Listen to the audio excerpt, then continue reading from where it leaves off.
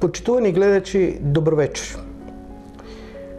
Ова е продолжеток на претходната емисија во која вие и сите оние кои ја гледава го видоа и има прилика да се уверат во нечестноста, во злото, прљавоста, некоректноста, а посебно во злоупотреба на личноста од страна на лошиот човек кој всушност беше буквално изменет во своето однесување како последица на наркотикот, односно како последица на долгото земање на наркотици. Околу наркотикот, што е наркотик и околу наркотиците, за сите тие карактеристики, за таа зависност од оваа болест, ќе зборувам во една посебна емисија. Меѓутоа, во продолжетокот на оваа емисија ќе зборувам за доживеаното тешко, болно, стресно чувство на една претерана состојба на присуство на голем страв од страна на пациентот, од страна на личноста, која беше злоупотребена, измамена и изманипулирана од нечестноста на нејзиниот во наводници брачен сопруг. Значи, зборувам сега за стравот, за анксиозноста, чувството на присуството на таа претерана голема состојба на страв каде што личноста во дадените моменти ја губи комплетно контролата врз себе и е во една потполна немоќ.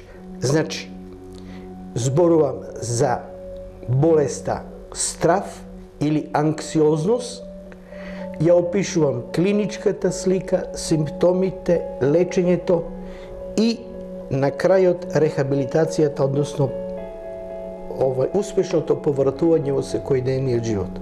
Оно што е најбитно, стравот изузетно успешно се лечи, стравот изузетно успешно се регулира со медикаменти и помош на стручно професионални лица, за да пациентот подоцна навистина биде ослободен од овој негативен рој на мисли кои дословно ја менуваат личноста, го менуваат нејзиното однесување, воопште ја менуваат целата структура на личноста во која овој страв е влезен, од каде што и не случајно за овој тип на страв зборуваме страв што лебди во личноста, страв кој е скриен, страв чие потекло и извор секогаш во даден момент не може да се препознае што е причината што во личноста се јавува. Читам од историјата на болеста на пациентот, бидејќи во претходната емисија реков ово е мој лични случај од мојата пракса кој го презентира во претходната емисија, така да од историјата на болеста си дадов за право да комплетно го информирам аудиториумот или гледачите на Канал Визија во Прилеп добијат јасна представа што во продолжеток се случуваше со таа особа. Значи, зборувам за анксиозност или во превод страв. Зборот анксиозност потекнува од латинскиот збор anxietas, а во превод значи уплав, значи страв, значи бојазливост.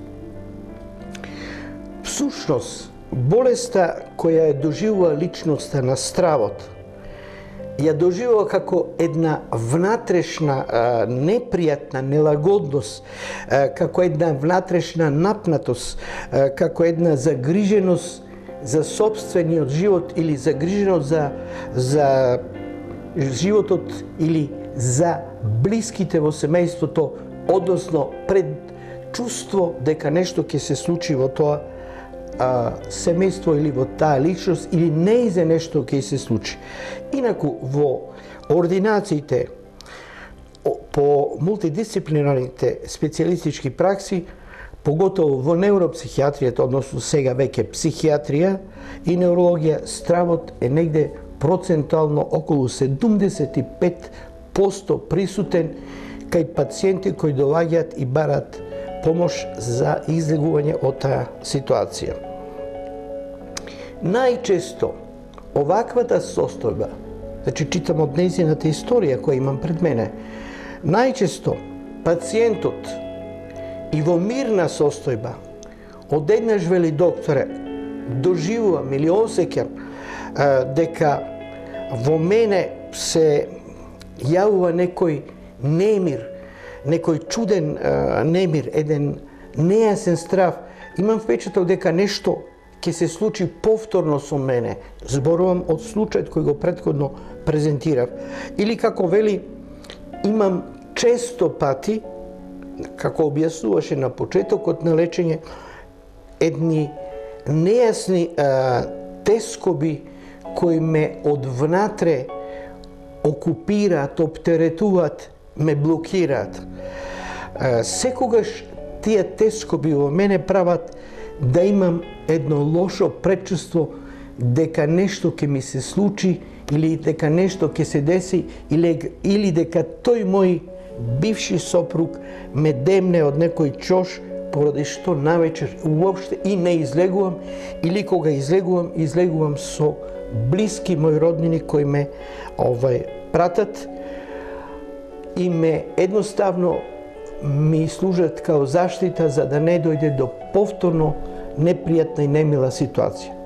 Ова врста на овој страв обично во психијатријата се вика страв кој во личноста лебди, или страв кој е нејасен страв, или страв кој личноста, изворот на настанувањето на стравот не може да ја препознае, а последица, као што и ово се случуваше со мојот пациент, беше да личноста на пациентот во моментот на нападот на стравот губеше комплетна контрола, не можеше да има контрола врз настанувањето на стравот. Ми беше потпуно јасно дека таа состојба за тој страв беше тесно врзан за нејзината прошлост, за нејзиното тешко и драматично доживување и изживување врз неја, за сето она, како вели, што ми се случуваше, дословно нејзина реченица, бев во потполна несвесност, а се плашев и се плашам што понатаму со мене, дали ќе ми се повторува во иднина.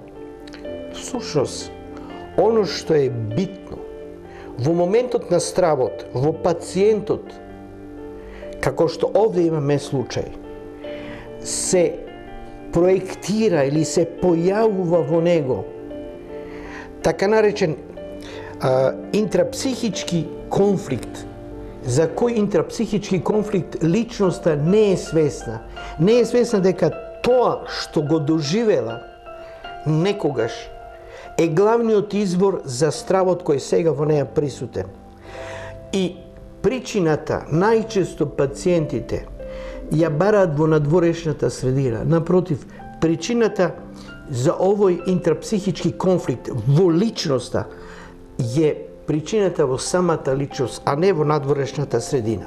Обично, кај таквите пациенти и уопште кај сите пациенти кои го имаат сознанието на страв, обично стравот се јавува тесно врзани за одредени органи по типот на така наречената позната медицинска реченица по типот на локус минорис резистентие, значи стравот ги блокира или ги проектира или се внесува во поедини делови на телото како телесни знаци или во поедини мисли кои психички делуваат врз личноста.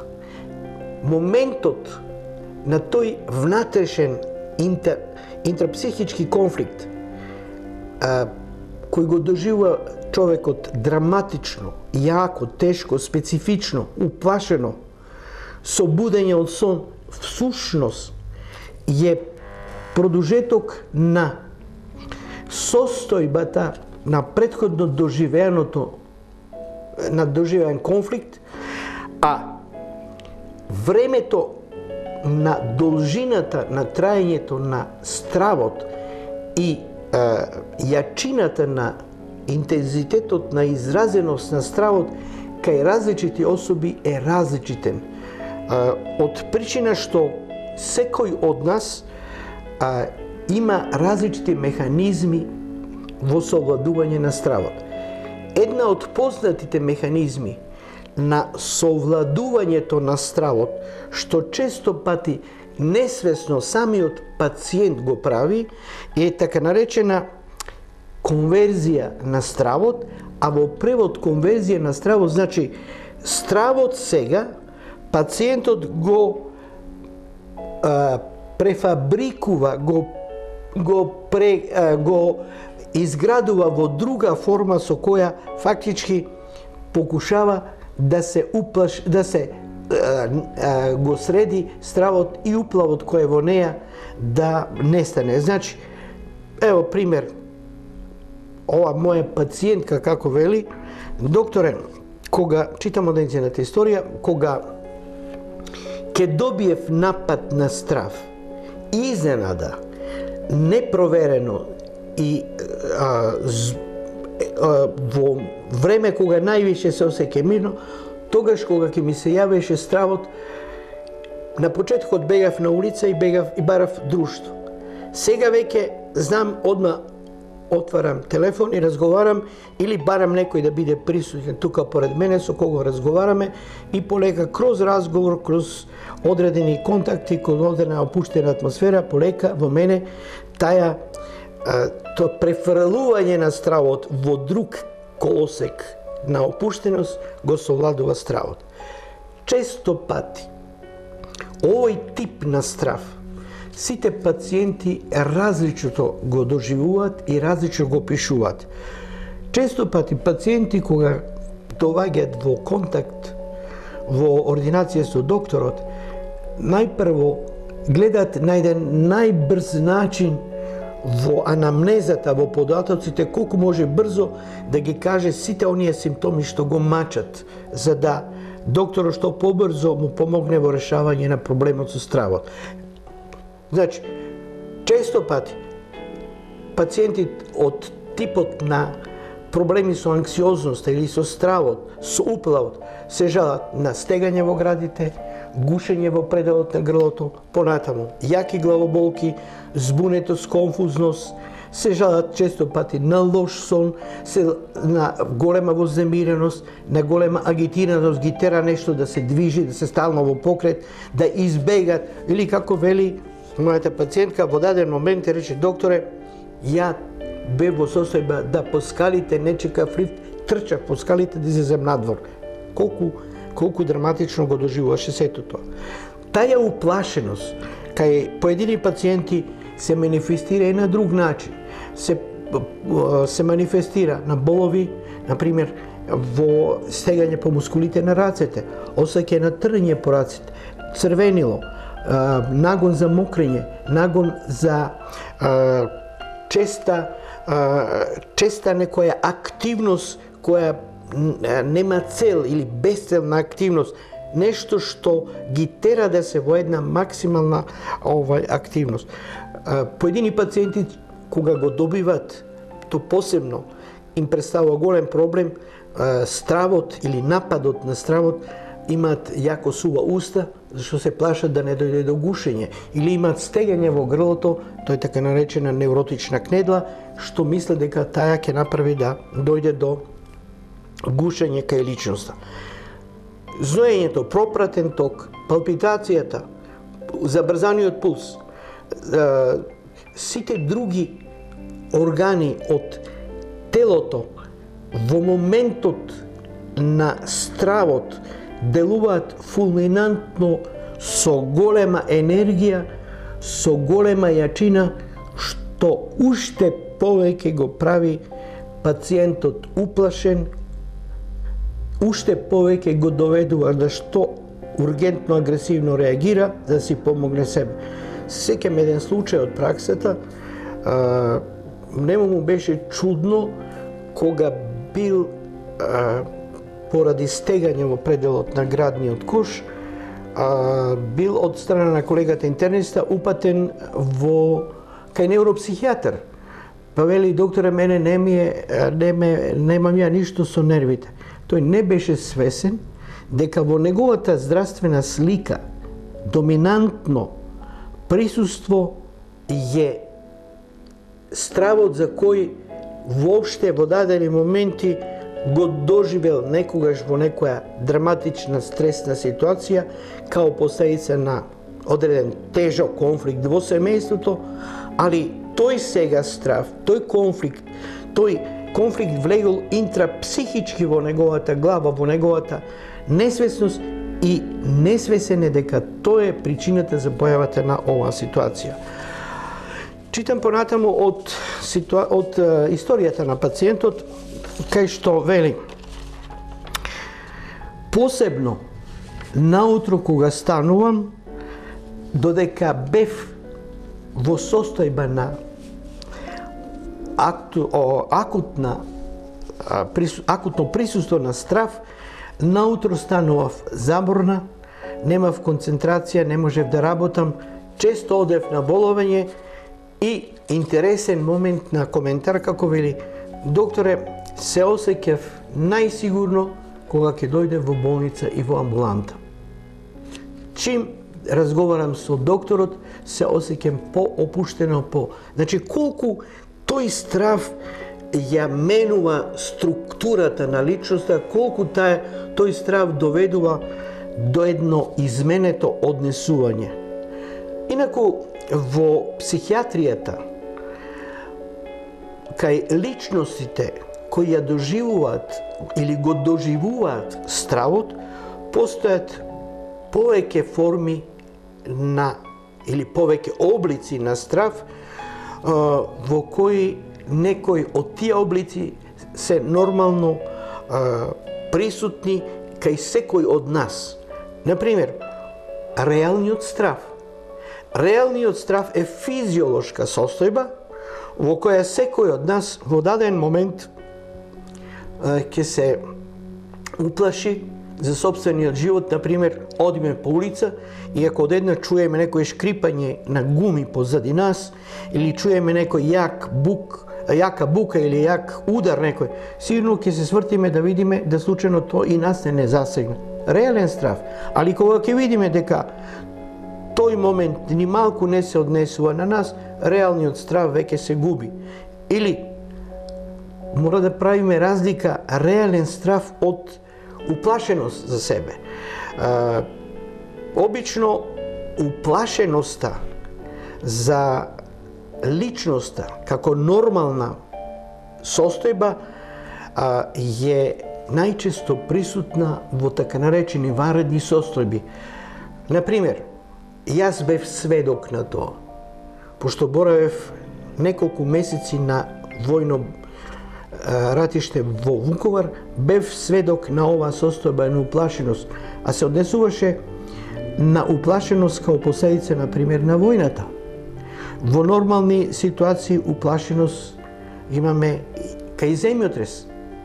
Значи, одредени состојби, појави се причини или поплави се причина за постоење во нас нормална уплашеност. Постои и паника.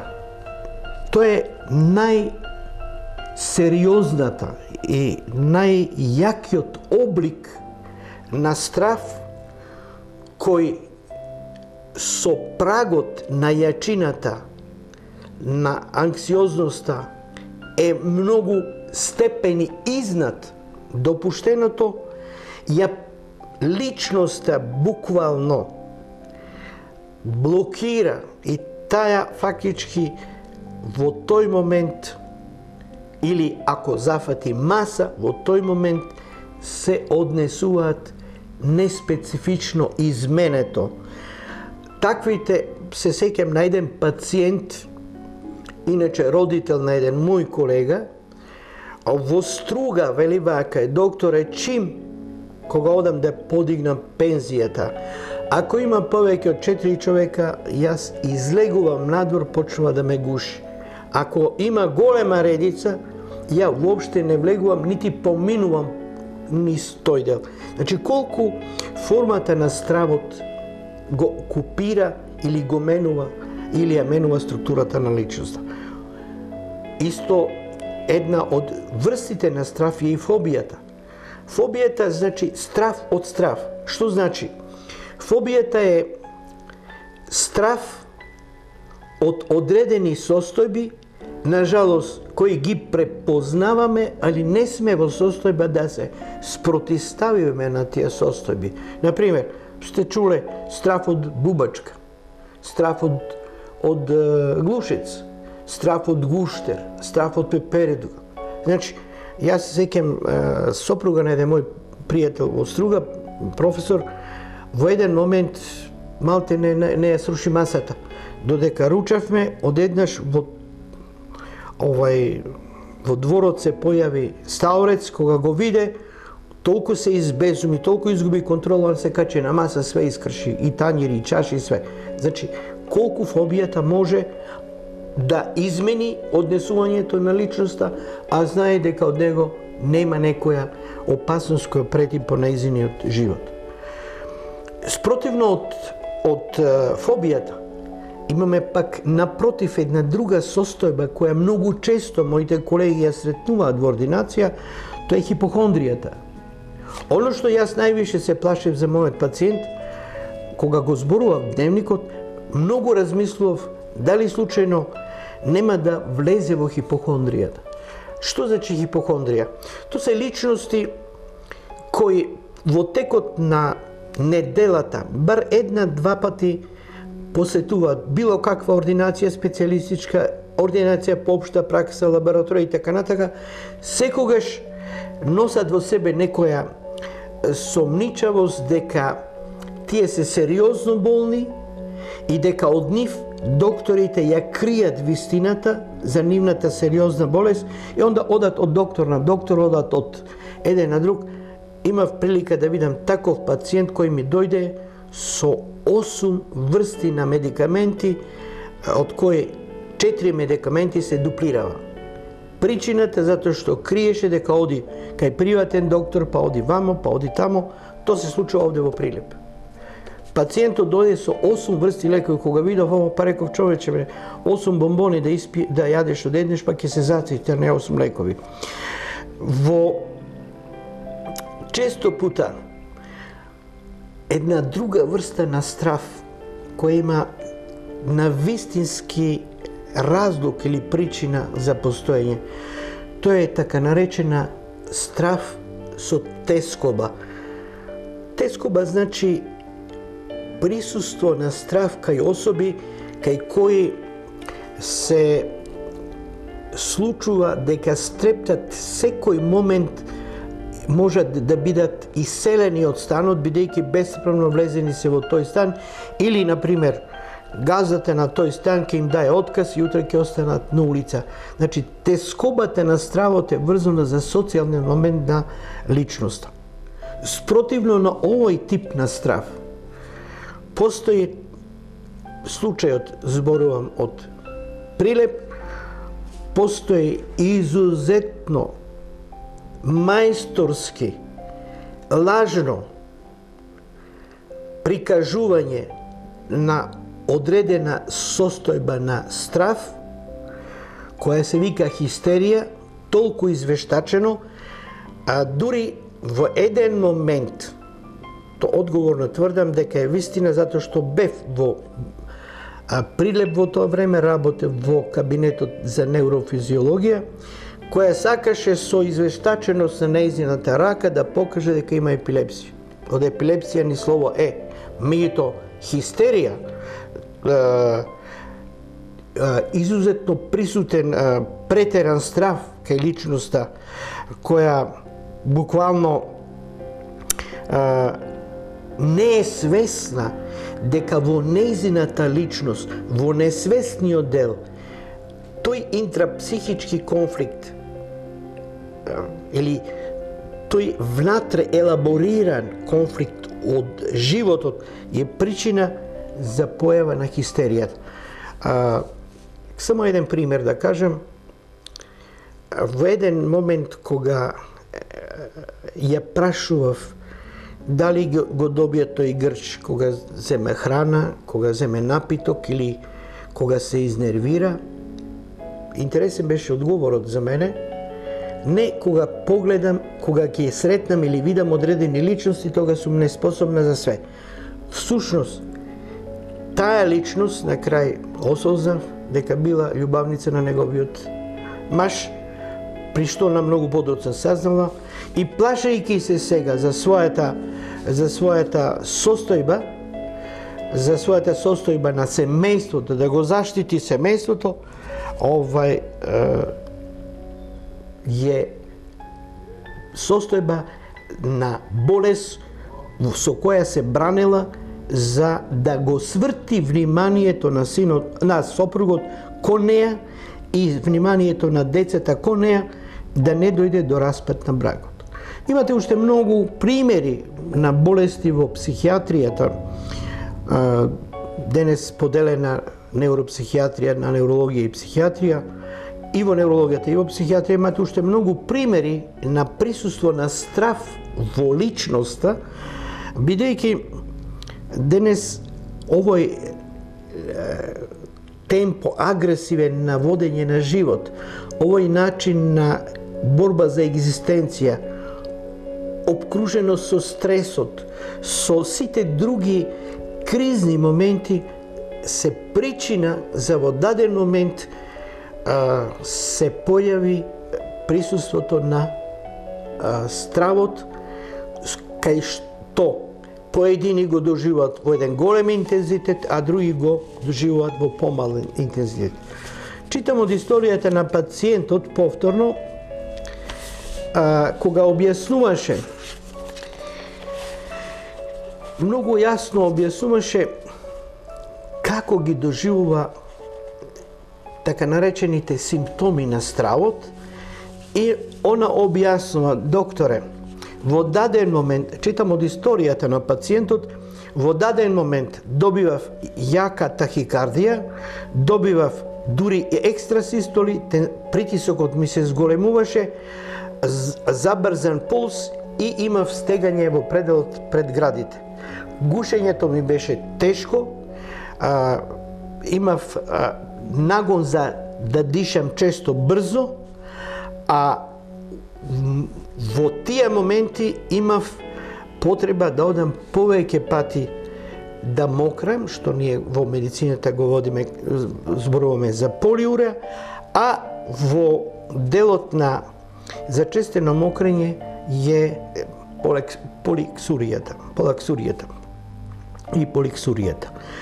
Сега, овие симптоми што мојата пациентка ги опишуваше во потполност со се поклопуваат во сликата на болеста. Значи, симптомите кои интрапсихички се манифестираат се така наречени соматски симптоми или симптоми на телото.